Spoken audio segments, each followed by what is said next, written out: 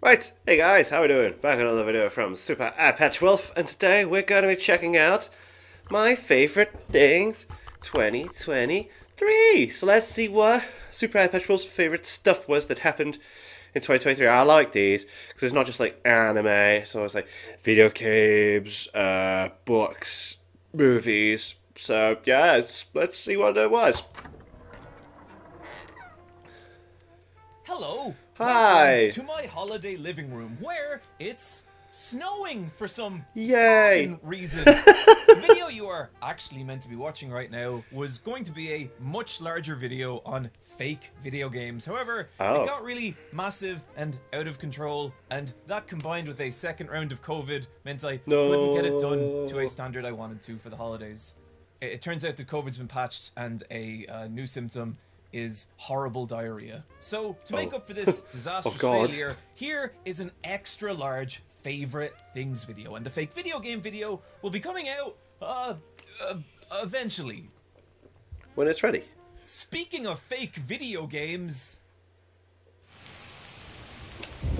What is this? What is this?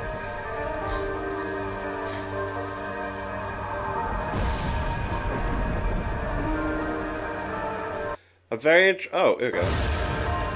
Eye Patch Wolves. Oh, this is like his story thing that is told through all the merch and that, isn't it? Okay. Cool. EyePatchWolves.com. Cool. Very cool. Love it. Alright, groovy. Okay, that was actually an announcement for my new merch run, Eye Patch Wolves Arc 2 Attack on Angel City. Introducing a brand new villain whose hoodie is perfect if you want to join a utopian corporation built around reigning in a glorious new era for humanity, or you just like comfy loungewear. But maybe you're looking for a piece that says more, hey, I'm a fucking train wreck, and that's awesome. Well, for you, we have the Kimberly Angel long sleeve tee. All these items and more now available at eyepatchwolves.com. Thanks to everyone who has supported my fake anime, which I pretend is real, through t-shirts. I love you. It's a cool concept. Video start. Hey, my favorite things 2023. Also, I'm gonna reuse that fake video game segue in the next video because I originally wrote it for that, and it works way better there. And makes sense. You all have to pretend like it's your first time seeing it. Okay. Okay, video start. Okay. Author Haro Aso has spent the majority of his life outdoors, either walking, cycling, or camper vanning, only peering into the crushing corporate culture of Japan through his friends, from whom he drew the conclusion, wow, wouldn't zombies be better than that? Resulting in the number 8 item on this list, Zom 100 Bucket List of the Dead. So good, I love it. Zom 100 manga is amazing. Our protagonist Akira Tendo lives the crushing life of a Japanese salaryman before a zombie outbreak eradicates modern society. But also, conveniently, the corporate hell Akira found himself trapped in, with Akira now using that newfound freedom to write a list of 100 things to do before he inevitably becomes one of the shambling undead. If you're looking for a zombie story that's very light on post-apocalypse misery, but very heavy on people, electric wind god-fisting giant zombie sharks who have devoured diamonds in their feet and the legs that the shark runs around on, well, this is for you. Hell yeah, but for as silly as this show can be, what makes it special is how earnestly it embraces that idea of living your best life in the worst possible circumstances, and refracting that theme through its different characters' response to the zombie outbreak and the individual lists they write.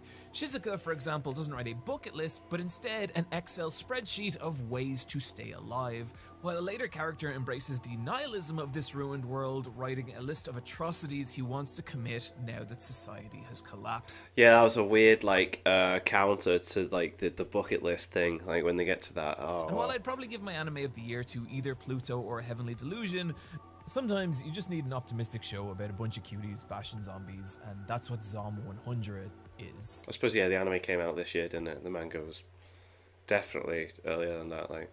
Gunbrella is Celeste with a gun, and the controls are tight enough to pull that off. honestly, it usually takes me like a paragraph or two to communicate the appeal of something, but I really feel I nailed it with that first sentence. Cool. I guess I'll keep going. This is a game where you are a soft little bean in which a single bad decision will see your pixelated innards splattered across the stage.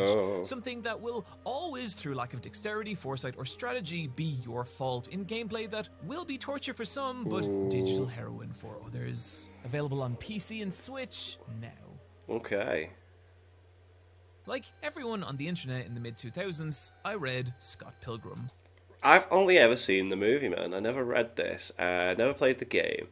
Saw the movie, and then I'm being told the anime is really good now as well. And despite loving its visual style, it never really hit for me in the way it seemed to with so many others, which is why I was so surprised that Scott Pilgrim Takes Off was one of my favorite pieces of television of this year. Not just because of how fucking gorgeous it looks, but the fact that they've gone and done a dang old rebuild instead of an adaptation in a way that I'm sure has frustrated some people, but honestly, I fucking loved it.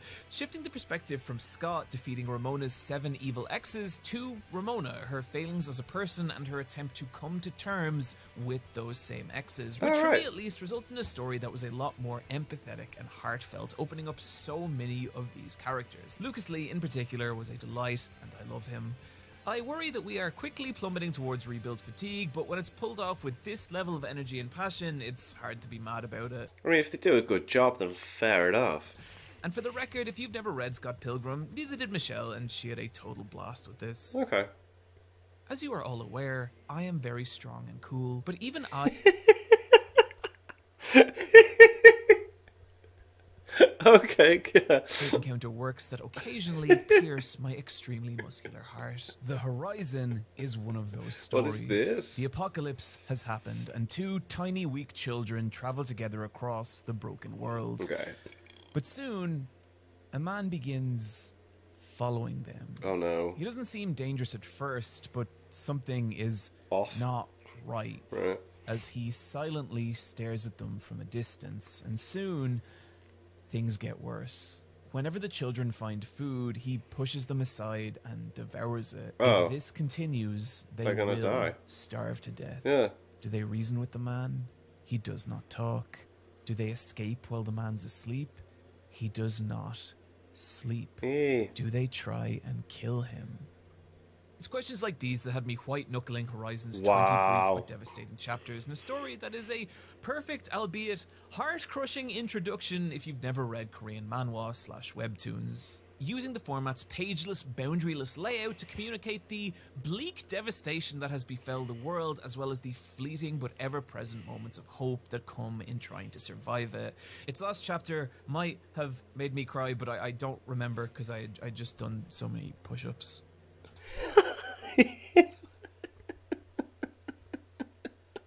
Okay. Oh. Okay.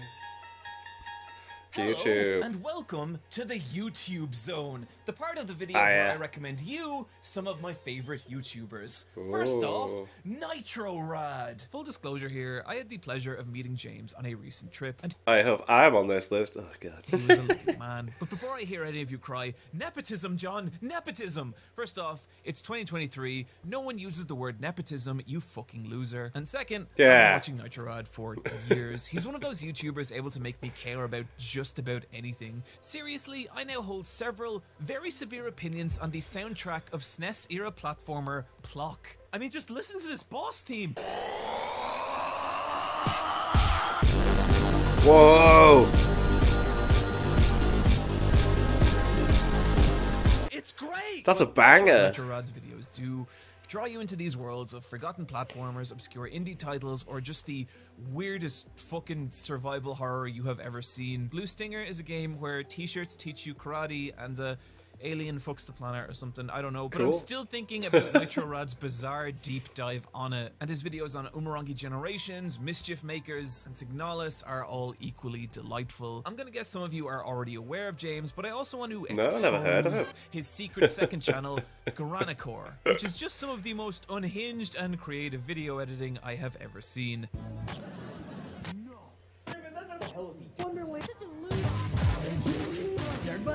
Links to everything I talk about in the description below.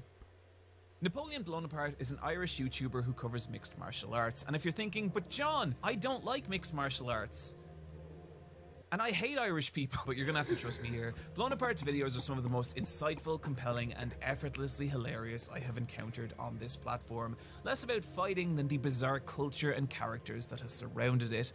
His 3-part series on the fighting organization Pride is maybe my favorite video I've watched all year. A mind-bendingly hilarious, strange, and occasionally just fucking inspirational story of one of the most unique fighting organizations in existence from an era when the lunacy that you are seeing on screen reigns supreme. But in truth, click on just about any Blown Apart video and you'll hit that same level of quality. Whether it's his dive into the deeply ridiculous Ultimate Fighter reality TV show and the sheer bizarreness that came from it. Let me bang, man. I want to do that, man. Let me bang, I do.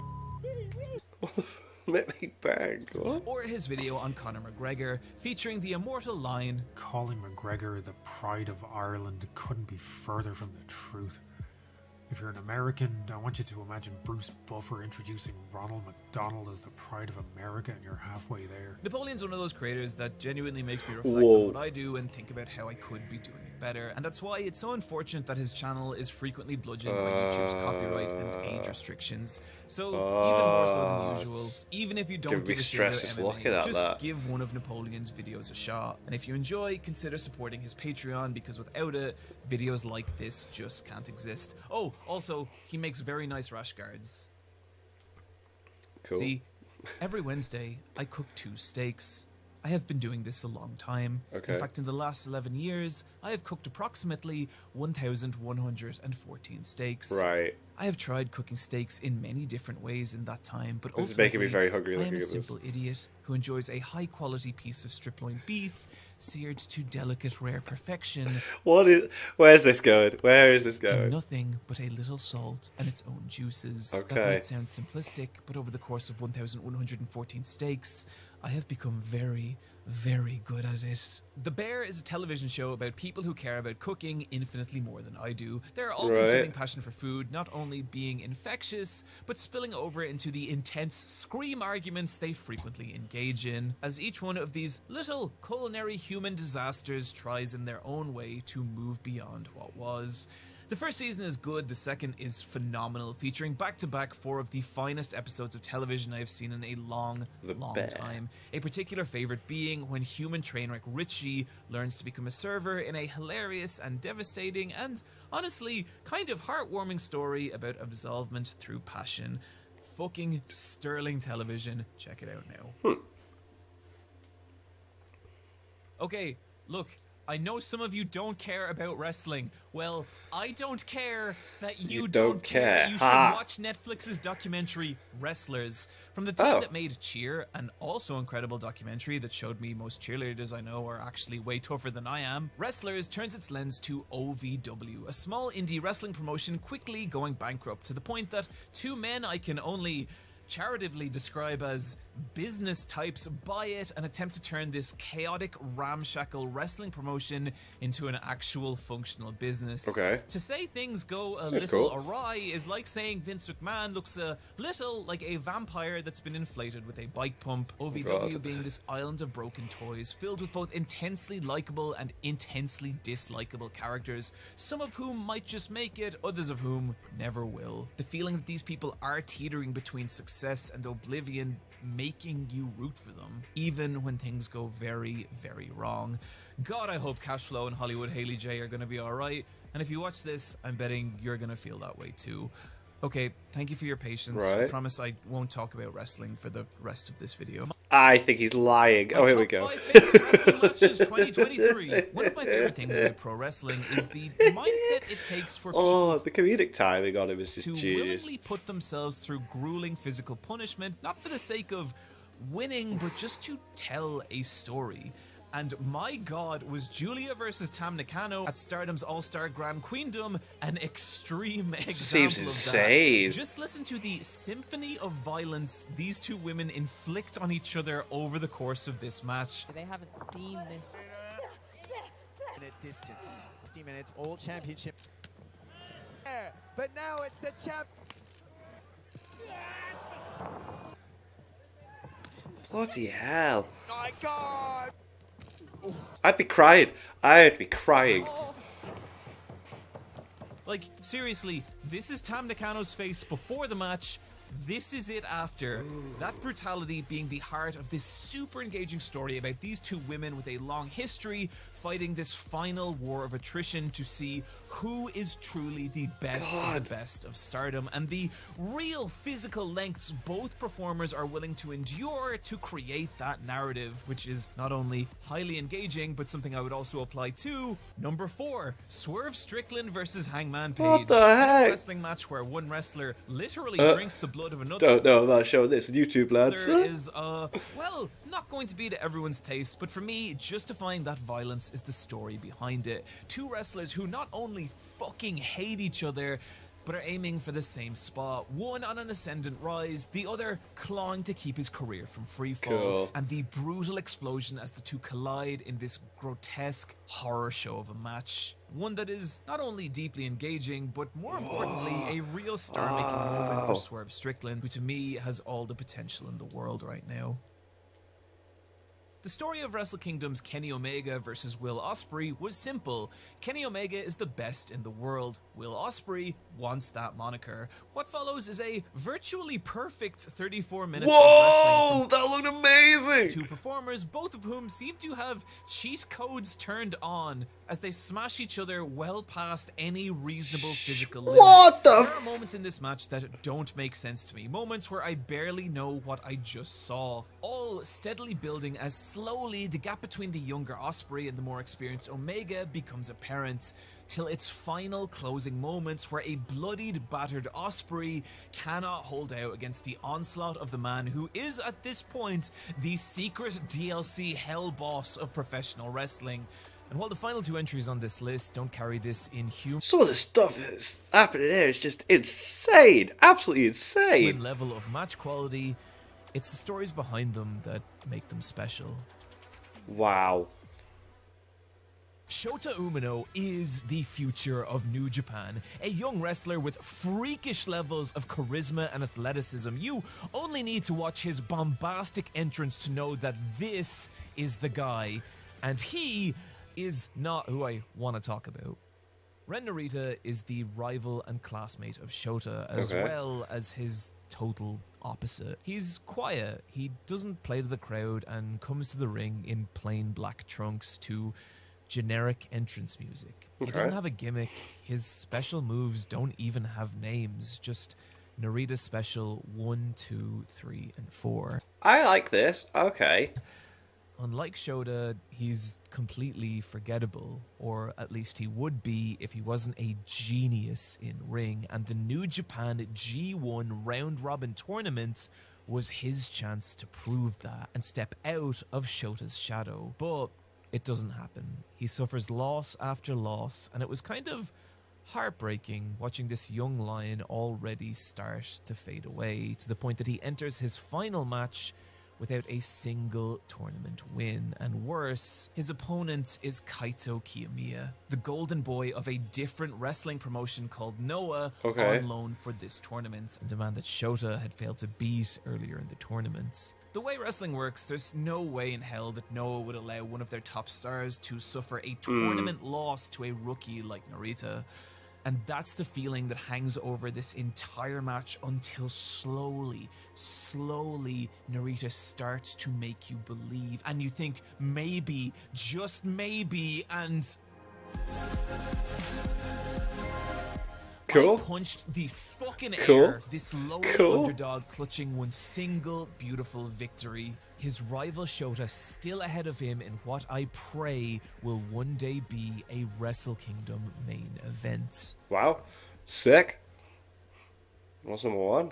Like so many of the best moments in wrestling, Mina Shirakawa versus Saya Kamitani overlapped with reality in some captivating and bizarre ways. The two having wrestled earlier in the year when Kamitani's signature Phoenix Splash went wrong, breaking Shirakawa's face. A very real injury that in reality cost Shirakawa months of her career just as she was building real momentum. Oh my god. Whoa. Ow. Oh my god. I can't eat. But then this real mistake became the fictional storyline. As months later, Shirakawa returned, torturing Kamitani with the guilt over what she had done to her, crawling inside Kamitani's head to the point when it finally came for the two to rematch.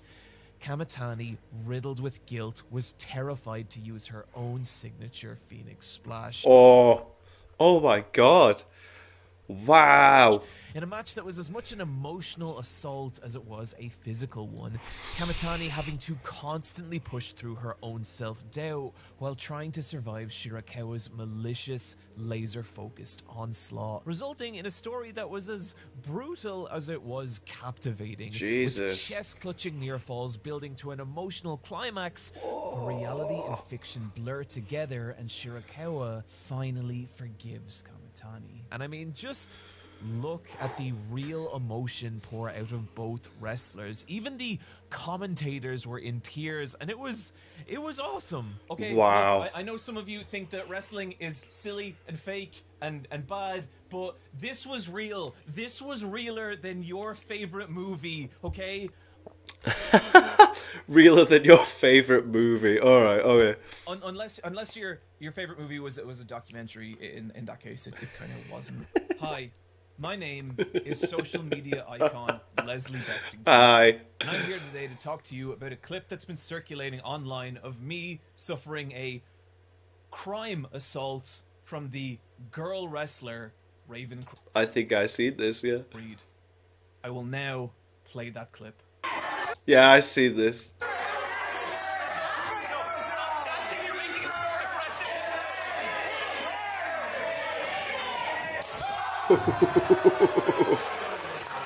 This is a truly barbaric incident. Or at least that's what I would be saying if it had happened at all, because what you've all just seen is an AI-generated deepfake perpetrated by Coliseum Wrestling in an attempt to undermine my credibility. Yeah. And I will now play you what actually took place that night. Leslie. Remember, wow. If you ever see anything bad about me, it wasn't real and I didn't do it. This is the best. Signing off. Okay. Yeah. I don't know that I can give a stronger recommendation to the film Teenage Mutant Ninja Turtles Mutant Mayhem. Oh, was it good? Alright, okay. Than the fact that they play MOP's anti-up twice. But I'm gonna try. I have loved the Turtles since I was not but a tiny weak child, and through many different iterations. The cartoon, the live action movies, the scrolling beat 'em up, and my prized Slash figure. Look guys, it's Slash! Wow. He's back! Back from Dimension X! So I really mean it when I say that this is one of the best iterations of the Turtles I have ever seen. Not only is the film fucking gorgeous, rendering New York in this searing neon glaze and filling it with beautifully distinctive and misshapen characters, it also has some incredible, chaotic, but intricately crafted action. Cool. And the writing and voice acting are both phenomenal with multiple moments of hilarity. The Bears' Io Adabri particularly killing it as April. But at the heart of this movie is the Turtles themselves. They've never felt more like young teenagers, innocent, curious, and scared, but ultimately there for each other. And I don't know, I feel like a lot of the times in media, teenage boys are depicted as these awful nightmare creatures, which in fairness, they can be, but it's cool to see a depiction where it's just a bunch of little dudes trying to figure it out, the bond between them, what makes this such an enduring story, cementing Mutant Mayhem as a high point in what has been for animation a year of high points. We now interrupt this video to bring you Hunter x Hunter Watch, where we cover all the exciting new developments from the world of Hunter by Hunter. Okay, cool. Excited. Yeah, let's do it. I got my Hunter t-shirt on. Underneath my... I do. Huh. No, Tom, no, I'm not gonna calm down. And you wanna know why? 4 fucking years, Tom. 4 fucking years we've been doing a news show about nothing! He doesn't want to draw the cartoon anymore, Tom! No, I'm not gonna... Oh, Brenda, shut the fuck up. Oh yeah, fine, go call HR. I'd love to get them down here. I'm creating a toxic work culture. Maybe the people who created the toxic work culture are the fucking morons who started a news show about a cartoon that doesn't exist. Yeah.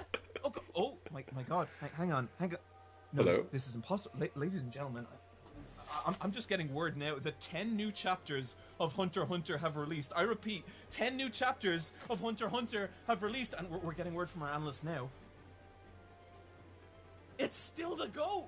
Hunter x Hunter is still the GOAT! Thank you, Togashi-san, for this glorious bounty! Street Is this true? Oh, okay. Fighter 6 is my game of the year, an incredible return to form for my favorite video game series ever.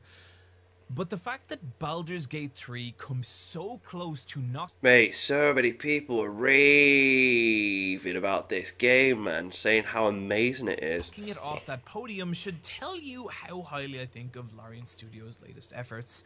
A monumental achievement in narrative game design with freedom and choice which left me repeatedly shooketh. It's the kind of game that is a nightmare to sum up in the confines of a single paragraph. So allow me a simple anecdote. At one point, vampire rogue Asterion asked to drink my blood. Like all bisexuals, I immediately do anything any attractive person asked me to do, which resulted in the vampire accidentally killing my character. Oh. Something terrible's happened. Meaning that the protagonist of my game switched to a different character who luckily had a resurrection scroll which I used to revive my original character, which was all wild, but where my mind imploded a little bit was when I spoke to Asterion and the dialogue actually acknowledged that all this happened, even giving me the option to punch Asterion. Whoa. If this was one weird moment of extreme narrative reactivity, that would be awesome. But this level of reactivity was constant across my 60 hours with Baldur's Gate 3. It's the closest a game has ever made me feel to playing with a real flesh and blood dungeon master. And while the choices and paths are not infinite, the fact that they so frequently feel like they are is what's special. And only compounding that feeling is the phenomenal story, combat that encourages creativity and unconventional problem solving, to the point that transmogrifying a boss character into a sheep and yeeting them into a bottomless pit is an option, to the cast of deeply lovable party members, and in particular, my beloved Lae'zel, who I was with the entire game, and that's all I have to say about that. So yeah, a benchmark of modern game design and my game of the year in any other year, but in 2023 it came so close. It looks boss. We now have to transition to something sad, which is difficult to do in a video like this, Oh. but here we go. It's really special when you've been watching kind of media your whole life and then someone comes along and makes you see it differently. But that's what Bray Wyatt, Wyndham Rotunda did. This is a guy who came at wrestling from a perspective that no one else was, and the moments that gave us were incredible. Begging John Cena to end him with a chair at WrestleMania 30, or the first episode of the Firefly Funhouse, in which everyone thought he had lost his damn mind, to him actually paying off that idea with the introduction of The Fiend against Finn Balor. Whoa.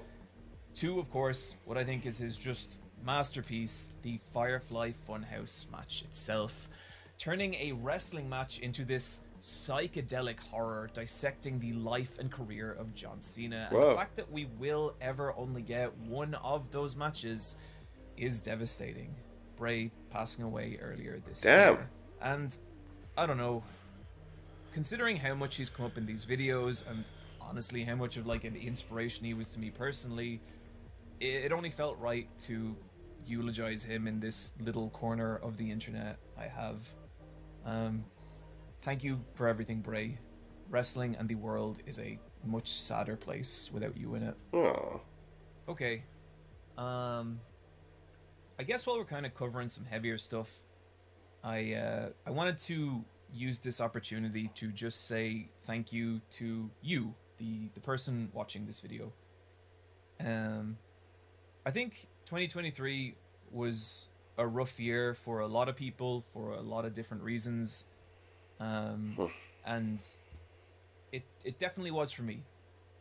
I don't really feel very good at making videos a lot of the time, and it gets much harder when you have real life stuff going on or your mental health isn't doing so great. And both those were the case for me this year. I spent a lot of this year just not feeling very good, and I think it resulted in way less videos than I would have liked. And that's really frustrating for me. But despite that, I am still blown away by the support I get for this channel, whether it's through Patreon, the merch, or the streams, or just watching the videos. Because I know, like, I know how lucky I am to have this job, and I know none of this happens without you guys watching. So just genuinely, sincerely, leaving all fucking social media influencer shtick aside, I just genuinely want to say thank you. Oh, mate. Yeah. And that's about it for this video. I don't think it is. I hope you guys It's still had a like 13 good, minutes left. Hope you guys had a good year. And yeah, look, I'll see you in the next one. Take care of yourselves. Whoa, what's going on? Friends, thank you for watching. I hope you had a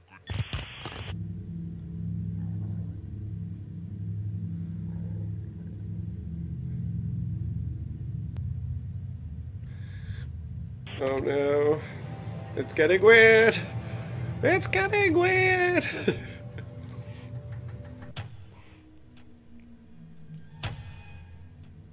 You knew He's back. this was coming. Yeah, he's back. To begin our annual spooky list, which now takes place in December for some reason, I would like to talk about those dumb, low-poly character models from Final Fantasy VII. You see, I love these, and if you use a character replacement mod, you're an abomination, and I hate you. Crow Country is an upcoming game from developer SFB Games, and beautifully recreates that lost era of PS1 low-poly It reminds me of Silent Hill a little bit. characters on pre-rendered backgrounds. Or at least, that's what it looks like when you see it in screenshots, but through some fucking wizardry, Crow Country is actually in full 3D, creating this captivating and eerie lo-fi world that makes incredible use of real-time shadows to shroud its many horrors in darkness. But it's also an aesthetic that taps into one of the most strange and counterintuitive appeals of survival horror, their occasional and intangible coziness.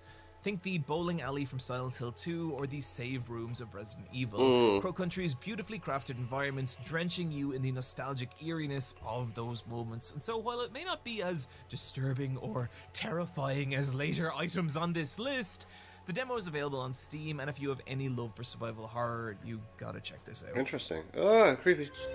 Number 6.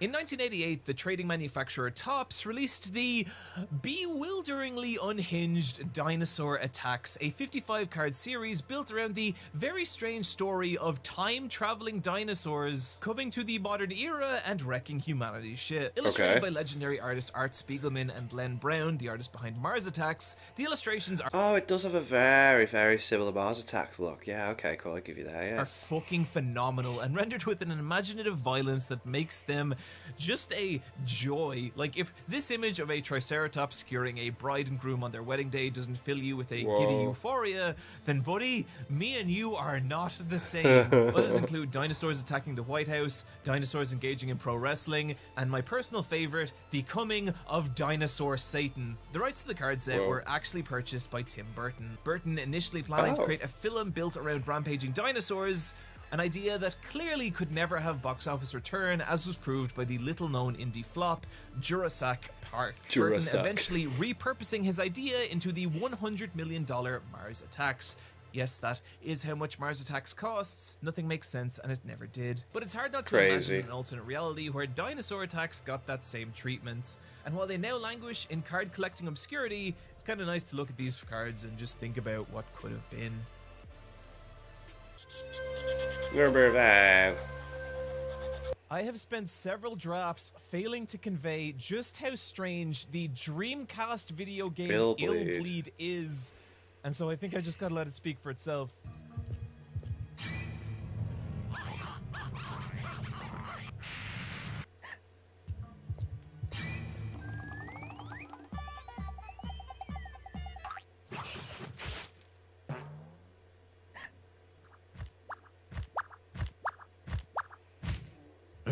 I am the kick from hell.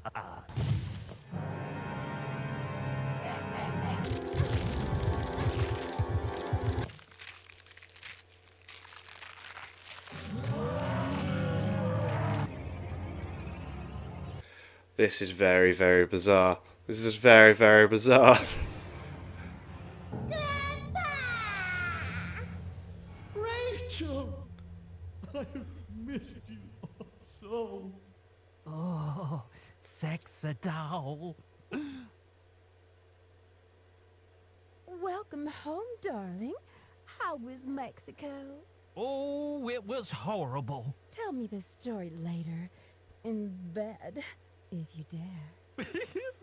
These clips convey maybe 1/3 just how Wow. bizarre the experience of Illbleed is. You will start this game and immediately begin What's it dying about? with no concept of why or how to stop it. You will engage in random battles where the goal is to mash B on a helicopter pad while wooden mannequins try and karate kick you off it, all as you hail down a passing chopper.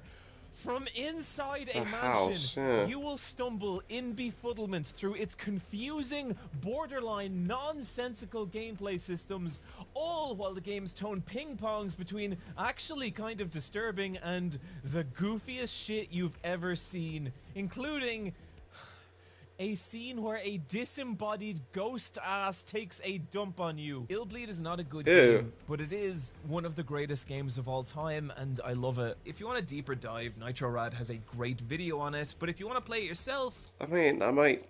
It seems so out there and bizarre. I might actually have to check well, that out. it never got a re-release, but on a completely separate note, Dreamcast emulation sure has come a long way and is easy to set up.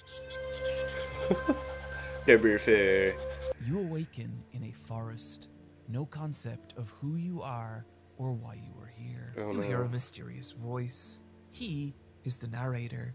He instructs you to travel to the nearby cabin, inside of which lies nothing but a doorway and a sharpened blade. You're told to pick up the blade and descend the staircase to the cabin's basement, where you find a princess chained to the wall and are given a simple directive. Kill her? Slay the princess or the world will end. Do you What? talk to the princess?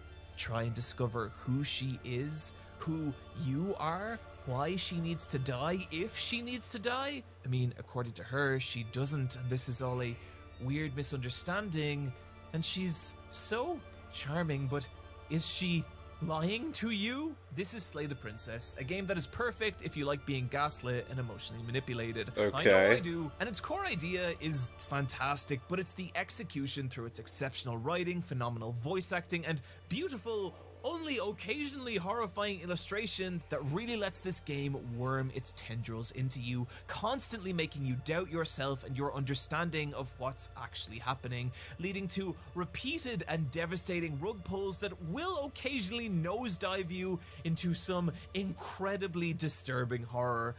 I really recommend going into this one blind and experiencing it for yourself, but if you need further convincing, you can watch it ruin me over on my side channel, Regular Eye Patch Wolf. Oh, okay. Number 3. At only 8 minutes, I can't justify explaining to you what I found so disturbing about the YouTube video Minus Basement in a way that Minus you wouldn't be better Basement. off just going and watching it yourself. So let me just say this. If you enjoy disturbing, minimalist, liminal horror, you need to check this out. Oh, okay. Number A man 2. meets a group of people who are too rich, too powerful, and too empty to worry about consequence. As they spend more time together, they become more and more disconnected from reality, searching out increasingly heinous ways to entertain themselves as their lives gradually sink into a void of excess and violence. And what allows them to do this is a very fun science fiction twist that I am tactically leaving out of this description for you to discover for yourself. But it allows these people to sink to frightening levels of casual atrocity, which even as an uncomfortable horror enjoyer left me cold, to the point that I would say we are now in the bad time portion of this list. So really think about if this movie is something you want to experience. But to those that do, what you'll find is an excellent, disturbing piece of horror. And I don't just say that because of the screeching and brilliant Mia Goth, I would let her murder me, but because of how callously everything from this movie's camera shots to its sound design capture this feeling of a group of people letting go of all the things that make them human and becoming something else. Number one. Oh, Jesus. Speak no evil. Okay. Okay. Go on. To echo my last paragraph, this is a bad time. Do not watch it if you are not cool with that.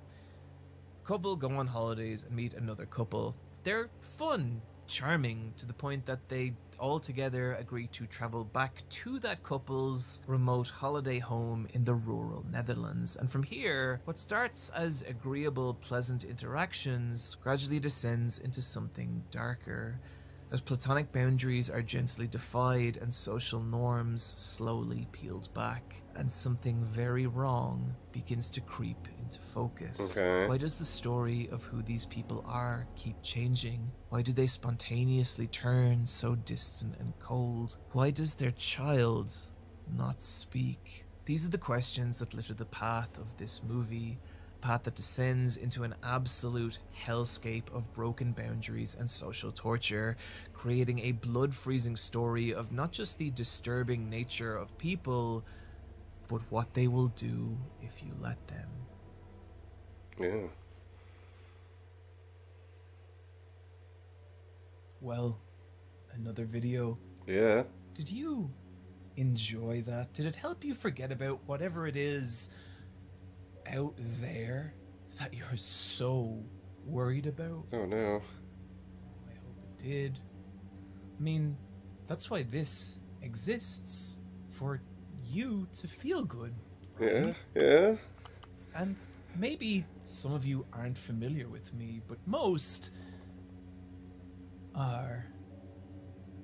Every year you come here, and every year we have our little talk, and I tell you what's happening, and you never want to believe it. Oh no. I see your messages asking, oh, I love the Dye Patch Wolf character. Are you going to do him again this year? What makes you think that this is the character? The answer is, you don't know. You never know.